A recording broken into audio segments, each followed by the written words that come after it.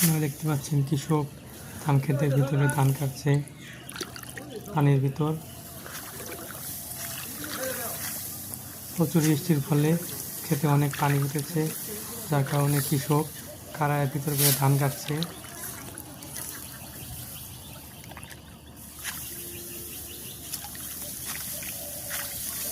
জমিতে প্রচুর পানির ফলে কৃষকের ধান কাটতে অনেক কষ্ট হচ্ছে।